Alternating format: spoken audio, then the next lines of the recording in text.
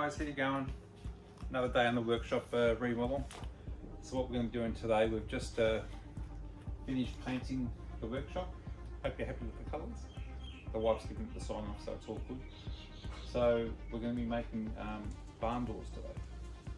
The tracking system and tracks, and we're making everything from scratch. Now I like doing everything on the cheap. So what I'm using today to make my barn doors is I'm using 2 hollow core doors. Now I tried to actually get these second hand on Gumtree or eBay or Marketplace. I found a couple, but when I went there they weren't quite the right size, and I ended up going down to my local hardware and I got these for 30 bucks each. So I was pretty happy with that. Otherwise I'd go second hand. And then what I'm going to be doing is basically covering the front of them with pine lining boards, or the V-groove board. So that'll be liquid nailed to the actual door itself on the front. And then basically we'll rip down the end bits, and I'll take you through it to make the framing around the outside. So it'll look perfectly like a barn door. That's the plan. Now, one of the problems I've got though is, because these doors were so cheap, they're only 820 wide, 820 mil, whereas I need them to be actually 910 mil wide.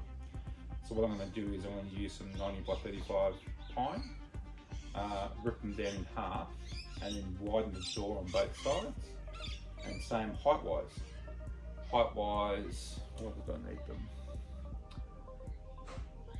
Height-wise, I needed them 210 centimeters tall, but they're only 204. It's the same deal. I'm going to add a 3 centimeter strip at the top and then 3 at the bottom. Alright, so let's grab one of the doors and let's get started.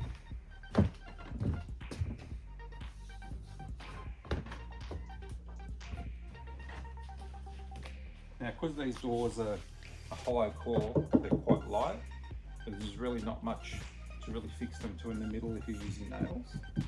So what we're going to do is make sure we use some liquid nails to actually glue the boards to it. You get a little bit of meat on the side, probably about 40 mil top and bottom, which you can nail into quite securely. So we've got to make sure too, when we put the bands in for the actual sliding mechanism, we've got to make sure that it doesn't go into the hollow part of the door and it goes into the solid part of the door, because these are quite light. Although once I put the fine lining on them, we'll probably double the weight quite easily. Alright, let's go to the table.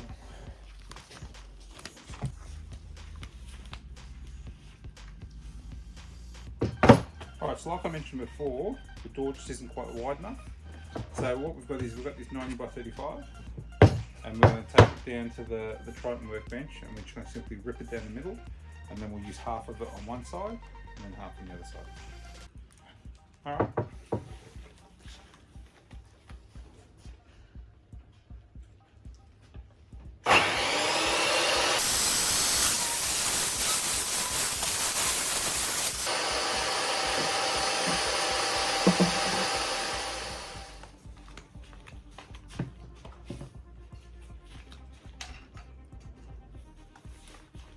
Alright guys, so I've cut these to the exact size for each end. Pop one on each side. Now this 90 by 35 has got a rounded edge, and obviously we've got the square edge there. I could actually cut this off and make it square, but I don't want to sacrifice any more timber. So what I'm going to do is that rounded edge I'm going to use on the inside, because you're not going to see it anyway. Alright, just give it light sand.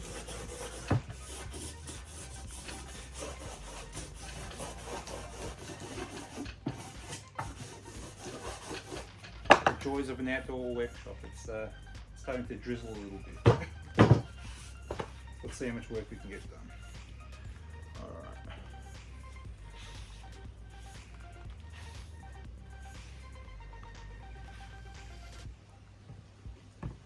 Right, so what we're going to do is we're going to use this to tack it in, but we will probably screw it as well.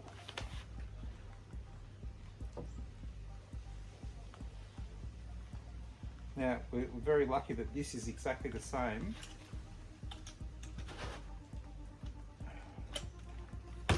width. This this is exactly the same width as the door.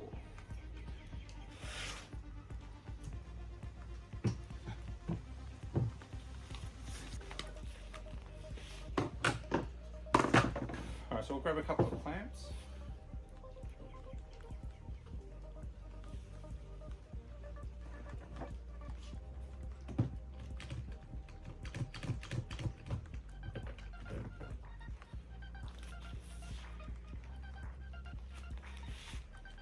As long as the ends are flush.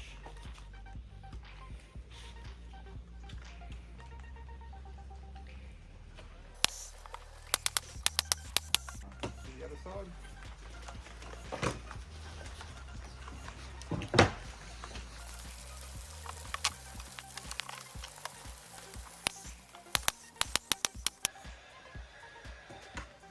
Alright, rain's coming down too hard now. Let's pause.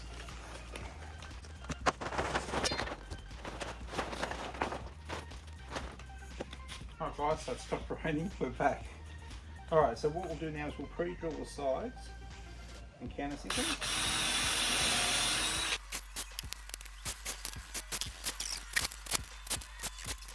Alright, set and repeat.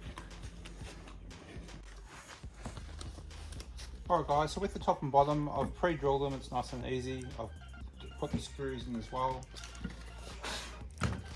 Let's get, clip off any sawdust.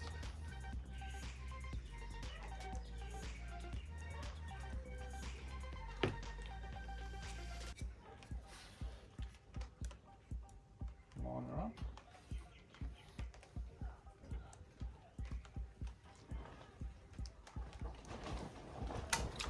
Tack her in.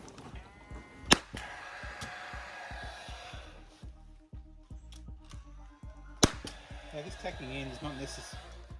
Now this tacking in is not necessary. I just use it because I need a spare pair of hands, and clamps don't exactly work correctly on this. Set and repeat.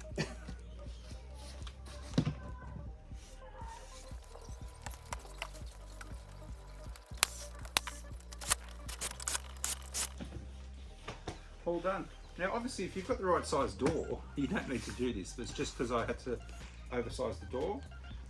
But if you're going to use hollow core doors, again, just make sure that the area where the strapping's going to go, you're going to have something strong to go into. So now I've got an area about so wide, which is strong. So that'll be perfect. Alright, first one down, let's do the second one.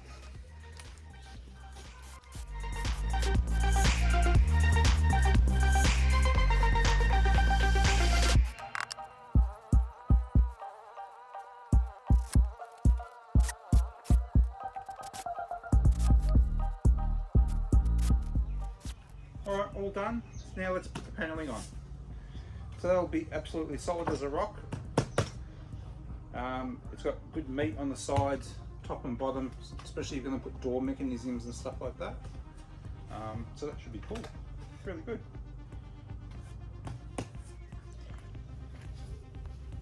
Alright guys, so what we're going to do now is we're going to line this door with this pine lining.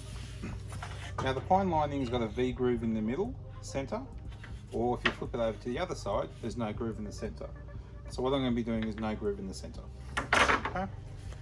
So we've marked it somewhere. Oh, there we go. Let's do a test cut first.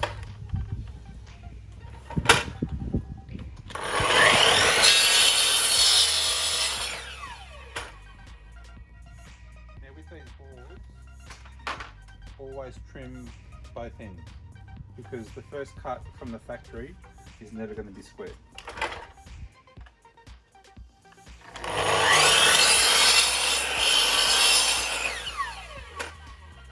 Let's check her out.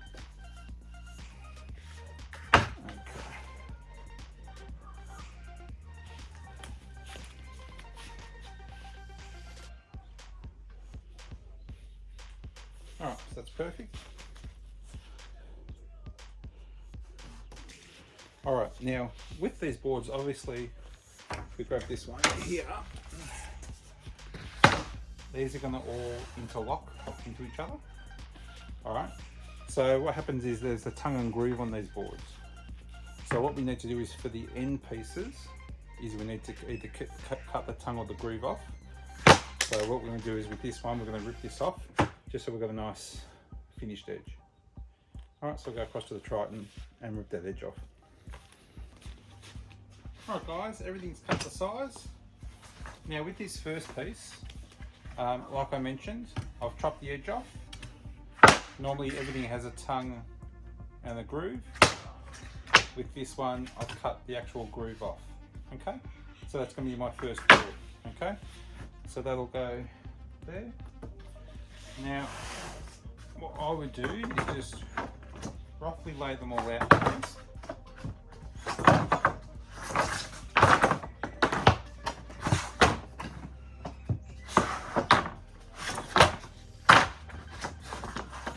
Like so. Now the last piece in particular has to be cut, so we'll leave that for last. All right.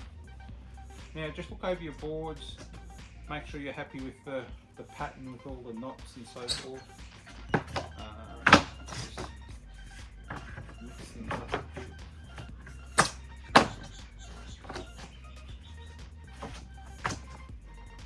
All right, like so. All right, so that's how we're going to go. Now, what I'm going to do now is I'm going to stack these up in order. We're going to start with that edge first. Alright, and don't forget what we're going to be doing is liquid nailing and using the nail gun. But keep in mind that this is a hollow core door. So basically only the outside, about probably 80mm all the way around, has got something worthwhile nailing into. Otherwise, it's really just to get it pressed down a little bit and just hold it in place. Okay. And then what we're going to do is we're going to get the other door and actually pop that on top just to weigh it down a little bit so it can sort of dry overnight. All right, but before we get started, let's get a brush and just dust the surface off, and let's get the glue. All right guys, the rain's gone away. Time for the install before it starts raining again. All right, so let's grab the board. So let's grab the boards and the brush. Just give everything a quick clean. Make sure there's no dust. Okay. Now we're going to use liquid nails. Like I mentioned before, the door itself is hollow, but all the outsides and the top and bottom are secured. So when you pop nails into it, that'll secure it across all the outside. But in the center, it's just more about helping the glue sit down, and then we'll put a heavy weight on top as well. All right, this one's empty from the other door.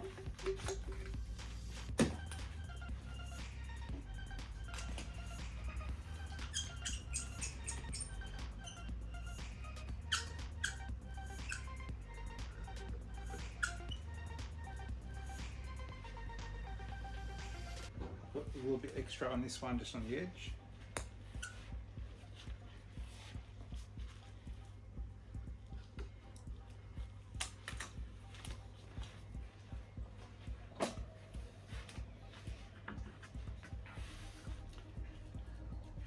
Alright, so we'll line this one up with the outside edge.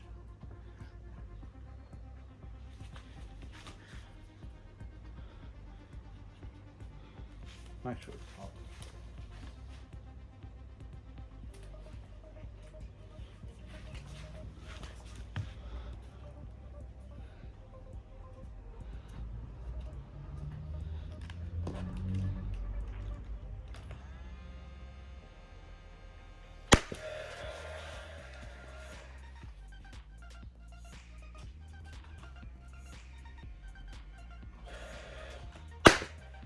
So once you do the two ends, do the center, just in case it's bowed a bit.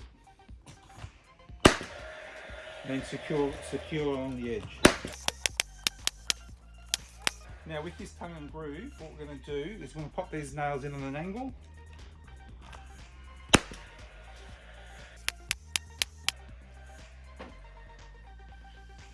Grab the next board.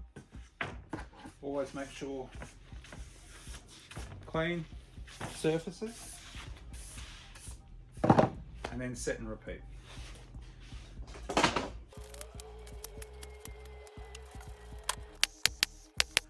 Now make sure you always check, because these boards have the V in the middle or no V, that you're doing the right thing.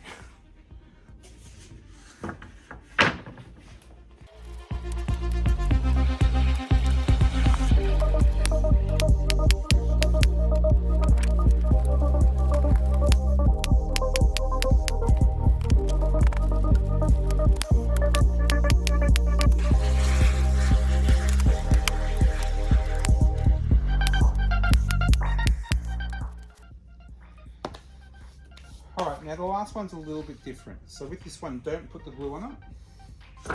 Let's lock this one in place. Now, if everything's all happened perfectly, the overhang on this is going to be exactly the same at this end as it is at this end. If it's not, don't be stressed about it. So what we're going to do now is we're going to get a pencil. Now we're going to make sure that this board is pushed up against this groove, so there's a nice consistent no gap, and then we'll just run the pencil underneath.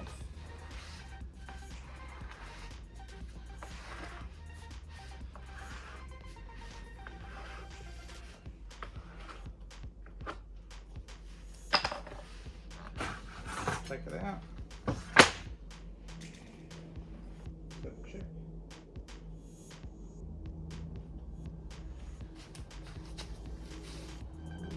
Perfect.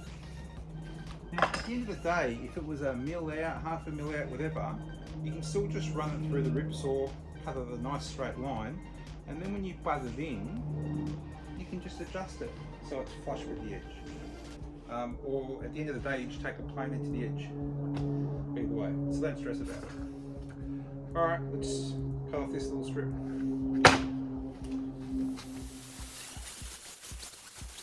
Alright, let's clean it up, same process as before. Would you believe I ran out of glue? A little bit too heavy on that one. Alright. Also, one of the reasons I'm using the liquid nails instead of just wood glue is because I'm expecting these boards, again, if you want to put a lot of weight on it, clamp it down, push it down, you can use wood glue, but because the pine moves a little bit, I'm expecting the liquid nails to be a heaps better option. But if you've got heaps of clamps, like I know a lot of people do out there, go crazy.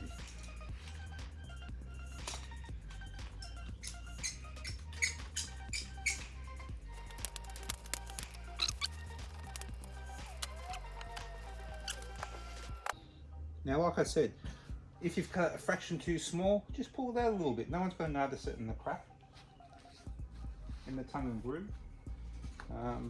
Just make sure the outside is flush.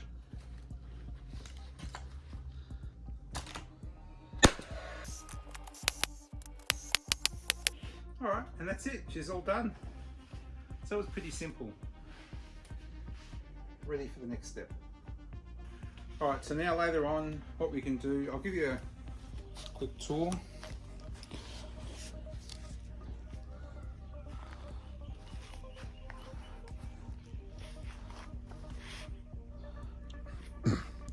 So it's got quite a nice finish. I think it's got really good.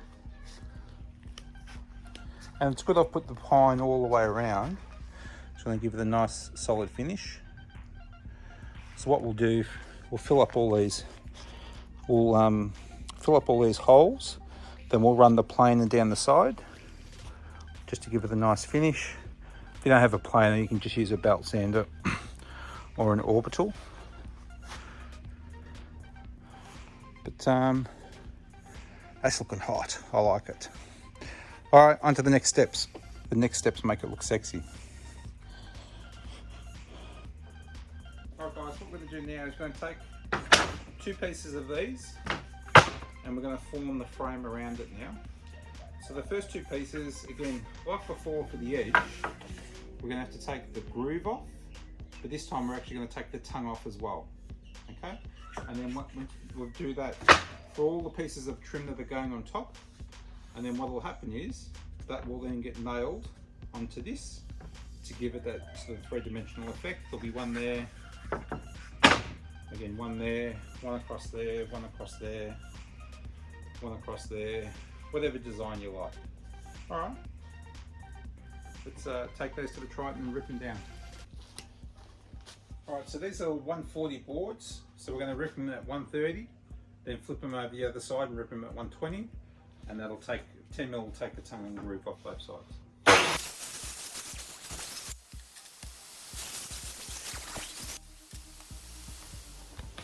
All right, guys. So before we proceed to the next step, we're just going to run the planer down the side. Obviously, before you do that, I've made sure that all those screws I put in the side are countersunk deep enough. I'm only going to take a couple of mil off the side, but just to be safe. And also those brads that I popped in, hole punch those. Trusty hole punch.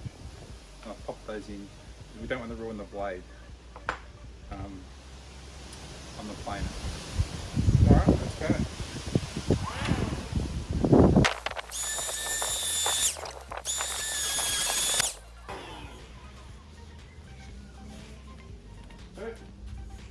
Alright, now one thing you have to be careful of is that when you're going on the grain here, you'll have no issues.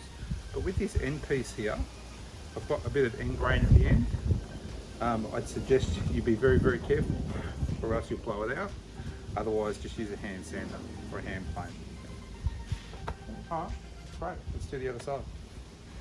Alright guys, so before we, what I'm going to do is before I put the paneling on, I'm actually going to paint this prior to the paneling going on, just to make it a bit easier. I still haven't decided what colour, but what I'm going to do now is just fill all the knots, just with some timber wood filler.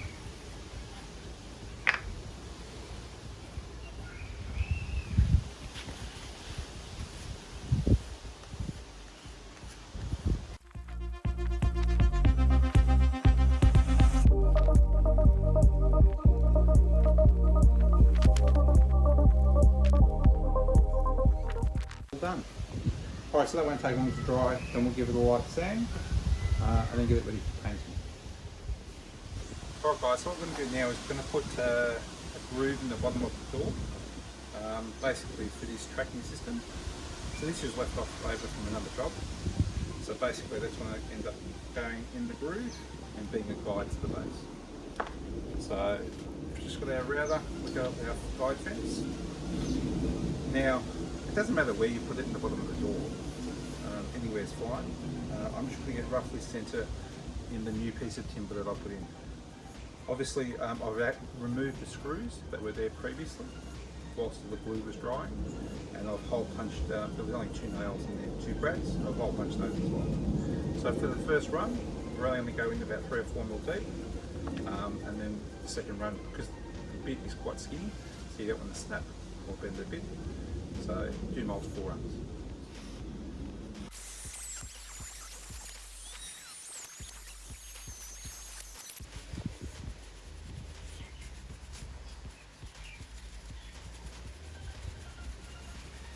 Alright guys, so there you go.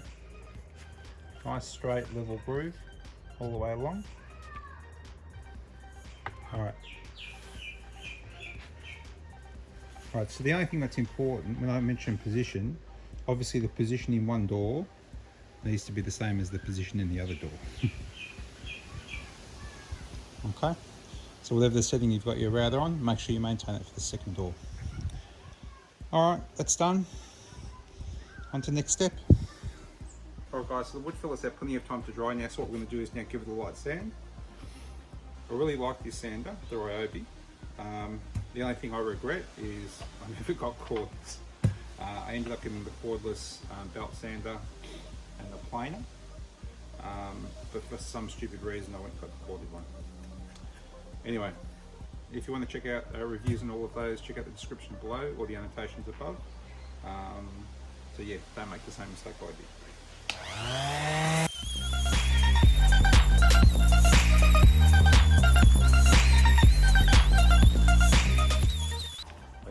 painful the cable is. Alright, we'll give that a clean up and then send it off for painting.